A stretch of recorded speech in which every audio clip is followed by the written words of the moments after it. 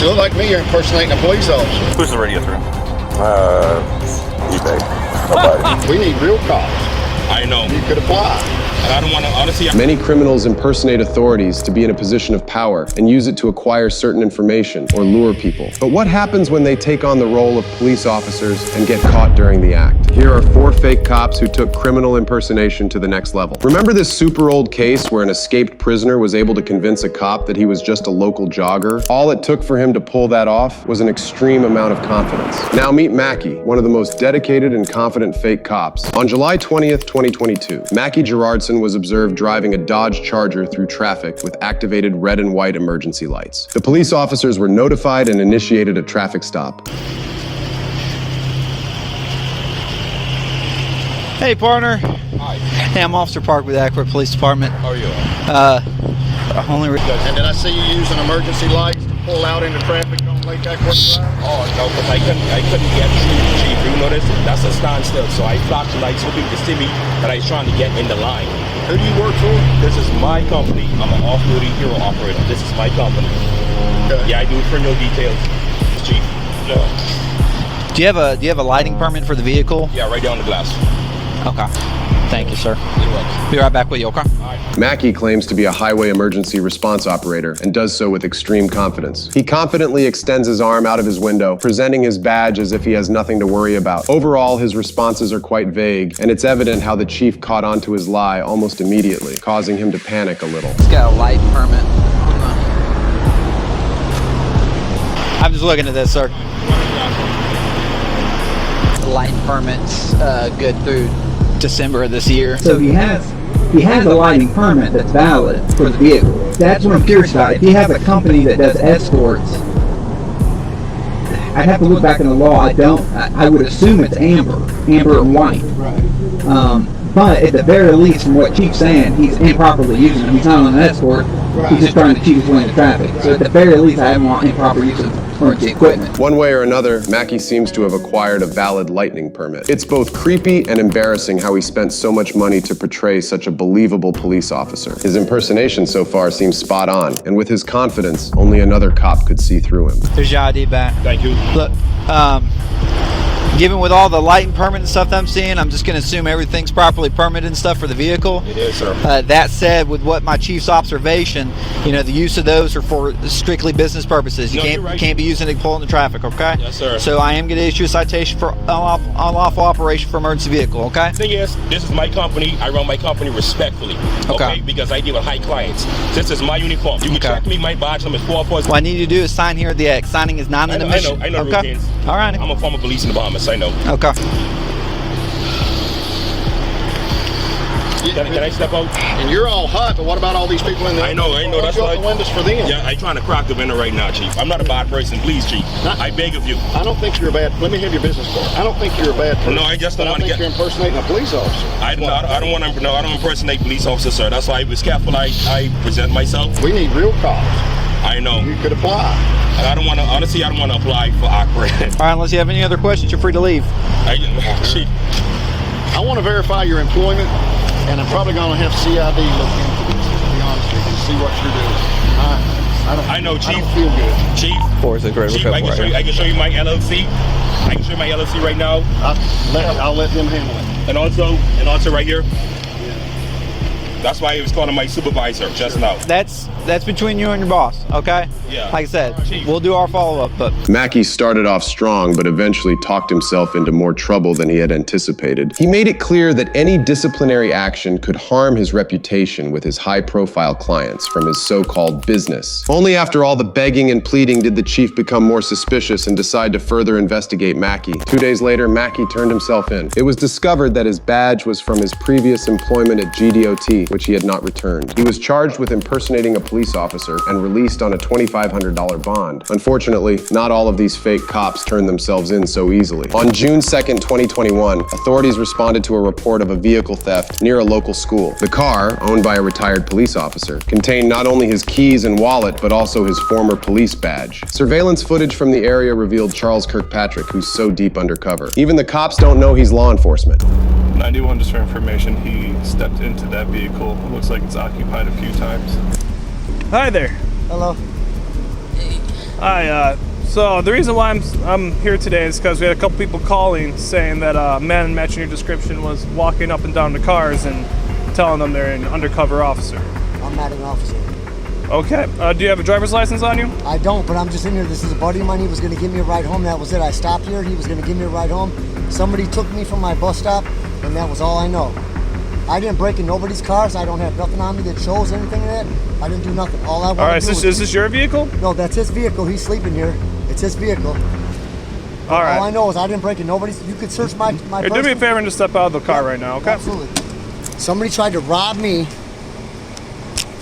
and that's all I know. I didn't break into nothing. I didn't do nothing. All I did was try to ask this man for help. Is that a hyphen or is that just one? Hold on. Hold on. You can calm down, man. It's Hold on. Here. Take this. Yeah, I didn't do nothing wrong, dude. I don't even know what this is. This is from this window. That came out of your pocket though. It didn't come out of my pocket. Here, set it on the car. Look, I ain't got nothing on my pocket. Do me a favor, just turn around. Yep. Put your hands behind your back. So right now we're just detaining you pending further investigation. Well, I see a bunch of credit cards. Yeah. I see a bunch of I see an ID that's clearly not yours. It's an ID of a female. Yeah. I'll tell you exactly what happened. I was robbed, and I was put in a car, and all I could do was grab what I grabbed, and I took off, and that's what I got. I didn't try to use that. That ain't mine. All I did was run. Huh? So how do you know him? And he just walked in your car? Yeah, I was robbed. Yeah, yep. How do you get robbed and then have more stuff on you? What do you mean more stuff on me? Like stuff that's not yours? Because I grabbed her and I was like, I'm gonna find out who you are.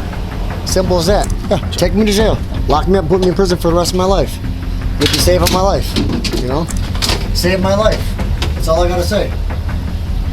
Because these people are trying to me. Who's they?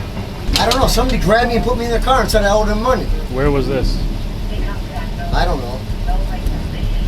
All I was doing was walking, and they grabbed me and put me in the car, and I grabbed the wallet and the purse, and I ran out of the car, and all I know is that that's all, whatever's on me is on me. I didn't do nothing with those credit cards. I didn't do nothing at all. They tried to rob me and me. They had a gun at my head. Charles is clearly a better criminal than he is a liar. He keeps switching up his stories and eventually decides to stick with the "they robbed me and held me at gunpoint" story. The car he was sitting in belongs to a homeless teenager who was just sleeping in his car. So Charles either convinced the guy that he was an undercover cop by showcasing the badge he stole earlier, forced his way into the car, or found the car simply unlocked. That guy in the car right there? Yep. I think he was part of it because he pulled up on me and said, hey, can I help you? Then I got out of one car and guess what? Somebody else put a gun in my head and pulled me in their car. All right, we'll figure it out, man. Yeah, I know we will. All I know is he was part of that robbery and he was trying to get me. That's all I know. That's all right. You were sleeping in your car? Yeah. Oh. Do you live around here or are you kind of living out your car right now? Yeah. Then that's nothing wrong with that. So you were sleeping in your car and this guy that you don't know, correct? Kind of walked up and then what happened? He started reaching through my windows and then he said something about he got robbed, something about a heroin bust, and started showing me a badge, a whole bunch of that nonsense around. You said he showed you a badge?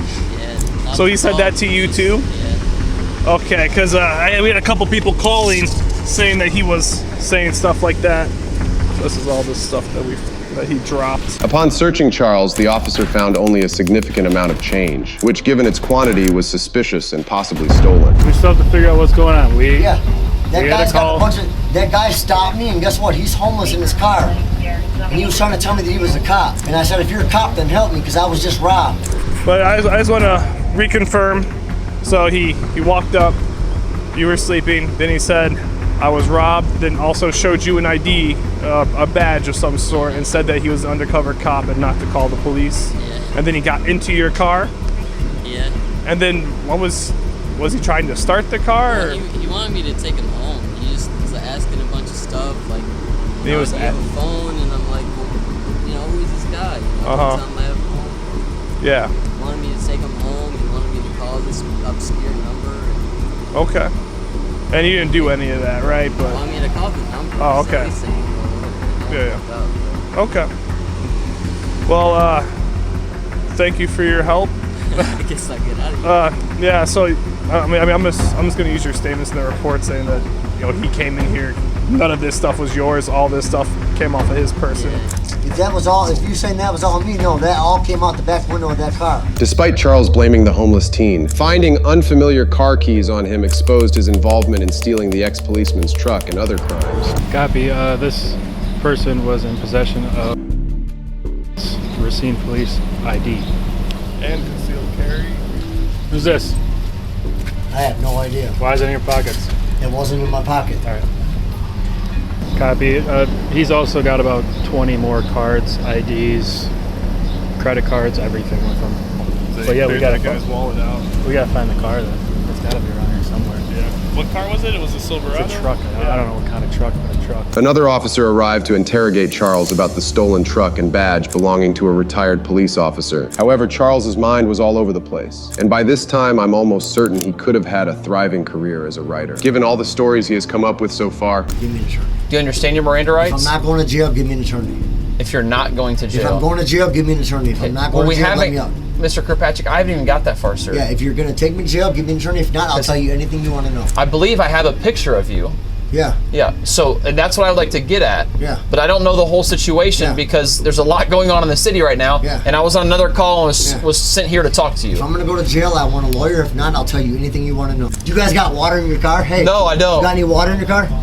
What about these people in this house right here? Can they give me water? Let me go ask them? Watch your legs, buddy. All I need is some water and my mom on the phone. I'll tell you anything you want to know. I don't think we're gonna get anywhere with this guy. I looked at the video. It's definitely you getting inside the truck and taking the gentleman's truck. So here's the deal. Truck? The blue truck that you stole from the high school. What truck? I didn't steal no truck. Oh, you're on video, sir. Yeah, but I didn't take no truck. Okay, well, I'm not debating that. Here's what I would like to do. Yeah. They have you on video walking into the parking lot, getting into the truck, and driving out of the parking lot with the truck. Okay, where's the truck? Listen, under Wisconsin state statutes, they permit us to have a lesser charge if we locate the vehicle. If we don't locate the vehicle, it's a higher charge. So what I'm asking of you is for you to open this door up, please. It's for you to tell me where the truck is. I'll talk to you before this door's open. I'm not going to talk to you through a screen. Okay. I'm happy to open the door. Yeah. So if you want to tell me where the truck is and I can locate the truck, it's a lesser of a charge. Give me a cigarette. I don't have a cigarette. None of us smoke. Somebody got to smoke. Okay. So if you tell me where the truck is, I'll be happy. What's the lesser charge? A misdemeanor. Give me the misdemeanor. Well, I need to know where the truck is. Give me the misdemeanor. I'll tell you where the truck is. I can't hand you a misdemeanor. I have to go to Sign me a paper telling me there's a misdemeanor charge, and I'll tell you where the truck is. So, have you been arrested before? I've been to prison 8 times. Well, so then you understand, in the city of Racine, the only paperwork that we fill out is at the Racine County Jail. I don't have any paperwork to fill out right now. You tell me I'm going to get charged with the misdemeanor only, and I'll tell you where the truck is. If you tell me the truck is and it's not damaged, and everything's fine with it. There's nothing damaged. Okay, so why don't you tell me where it is? Hold on a second. Let me just think. Okay, hold on.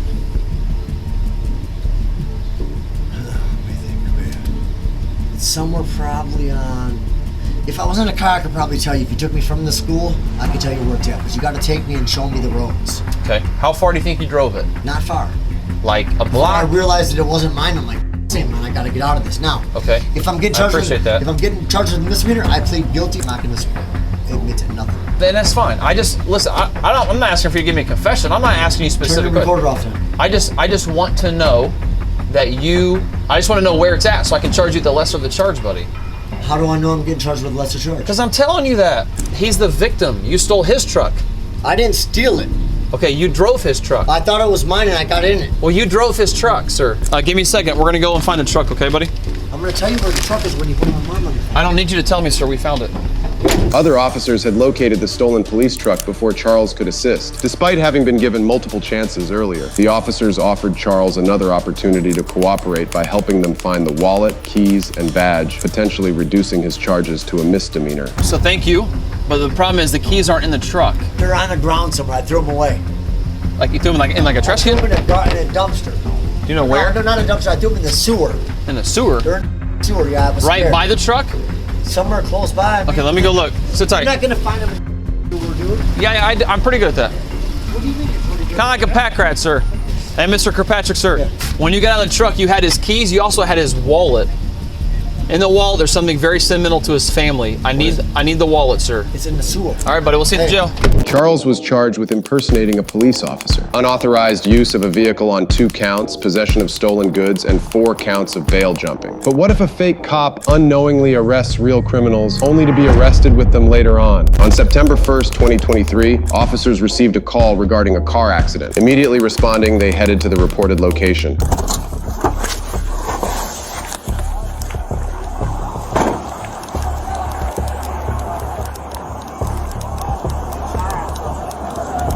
What's going on, ma'am? Somebody just hit us at the red light. This is my husband. Is he okay? Sir? He in handcuffs? Why is he in handcuffs? I can't answer no questions, sir. Hold on 1 second. Leave him there. Leave him there. Leave him there. Leave him there. Leave him there. Radio, can I get a photo of my location? I have a black male with lacerations to his face. The woman makes it clear that she's not willing to cooperate with the officer. She proceeds to pull her mysteriously handcuffed husband out of the car and onto the ground for some reason. Her husband is clearly in a bad condition and most likely intoxicated. It doesn't take long before backup arrives with additional medical personnel to figure out what exactly happened here. I would bet money on it. Who took the handcuffs off? I don't know. Yo, whose car is this? Huh? Whose car is this? Hey, how did he wind up in handcuffs, Lev?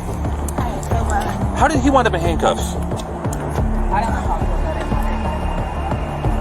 Sir, we just left the strip club. Which strip club? Peaches. Peaches? Okay. I got you. Over on RDA? Yeah. I got you. Okay. Did you guys get into it with security over there? Sir, I don't know. Okay. All I know is that's my husband. Gotcha. Say less. I'm gonna grab you. I don't know. Okay, that's fine. You're good. The woman is also clearly under the influence of something. She mentions that she was at a strip club called Peaches with her husband before the car accident. Naturally, one of the officers goes over there to find out who could have handcuffed her husband. What do you work for? Homeland. Okay. Did y'all have some here a little bit ago? Male and female get into it with anybody? Yeah. Sure. Left in a pair of handcuffs? Yeah. What was the story with that? They were just drunk. And whose handcuffs is he wearing? Mine. He took off. He jumped in the SUV and took off. Yeah. I mean, it's Metro to Fair, so like almost down to 166. Wiped out real hard. Hurt some people, hurt themselves. There, they meet a security officer for the club called Terrence, who identifies himself as a Department of Homeland Security special agent. He seems to be the one who's responsible for the handcuffed man who ran off. Little do they know at this point that Terrence is not who he claims to be. But of course, all it takes is a background check to heat things up.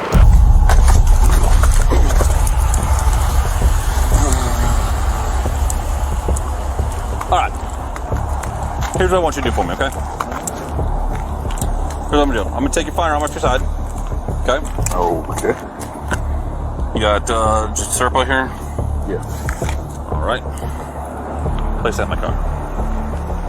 I'm gonna detain you for right now. Okay. All right? Right now, you are not under arrest. You're just being detained for the further investigation here. Do you have a key to your handcuffs? In the car. Keys in the car? Yeah. Who's the radio through? eBay. Nobody. Okay. It's not a Homeland radio? No. Okay. Let's get rid of this for a minute.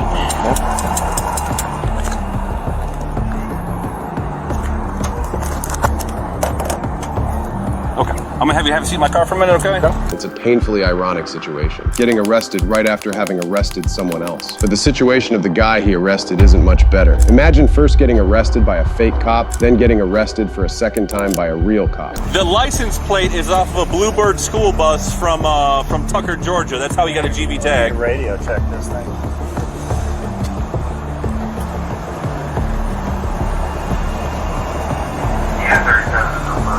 That's PA.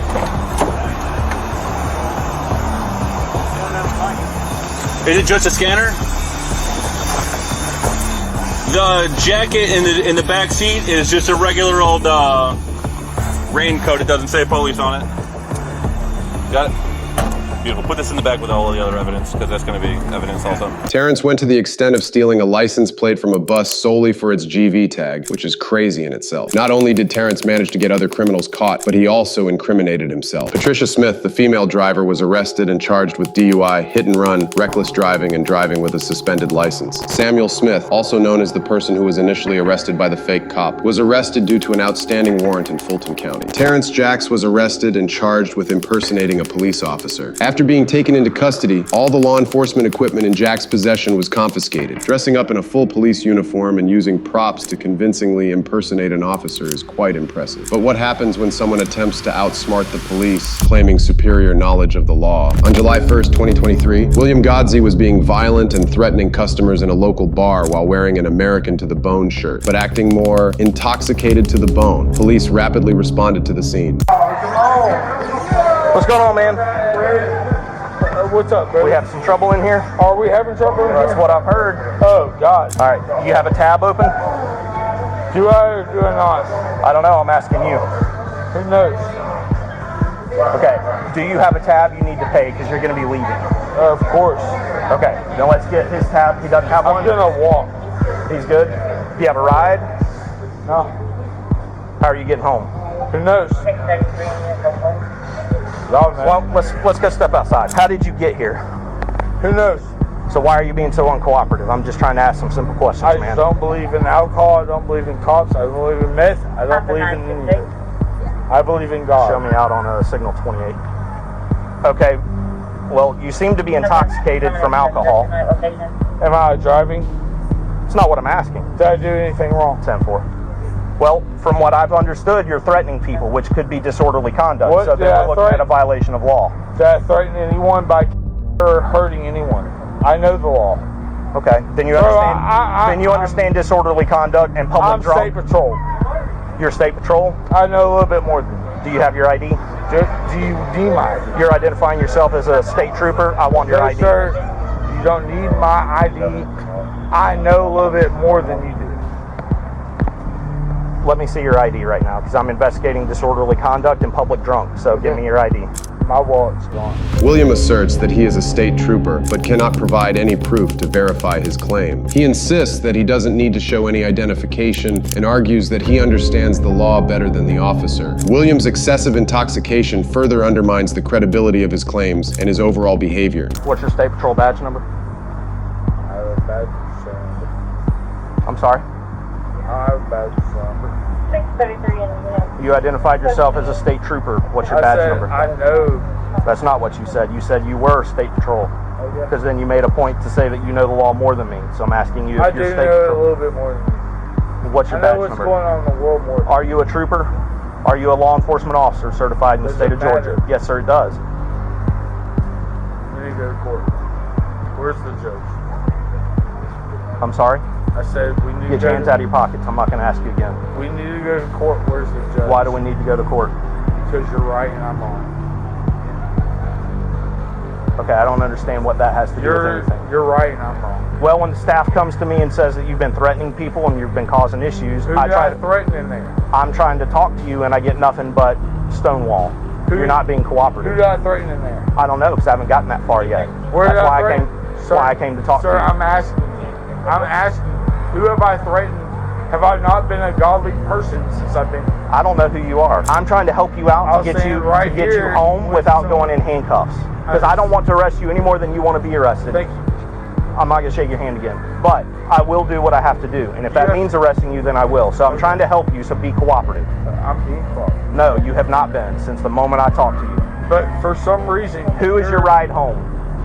I don't have one at this number. Sorry. Number 611. Do you have someone you can call? Yes, sir. Call him. Sure. Right now. Who was he threatening? Or what was he doing? He was just being loud and aggressive, like talking like he's speaker for God and all this stuff, but he walked in pretty... He was drunk when he came in? Yeah. Is he calling for a ride? No. He's calling his sister and wants me to drive him home, and I want to fucking leave. Are you... Would you, please? I'll buy you a drink when you get back. How about that? Okay. I mean, you could take him to Waffle House or Racetrack, Quick Trip. A Racetrack's right down here, and he can wait for a ride. He just can't stay here. Well, his car is here. That's his car that he drove here. Oh, so he drove here. I have to commend the officer's approach. He tried every possible way to prevent arresting the individual, even offering to buy the lady a drink to convince her to take him to another location. Where we at? You got a ride coming?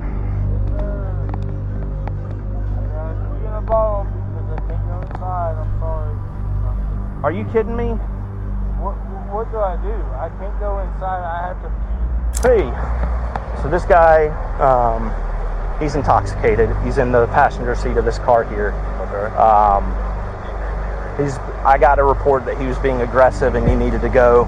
So I started talking to him. He's been uncooperative the whole time.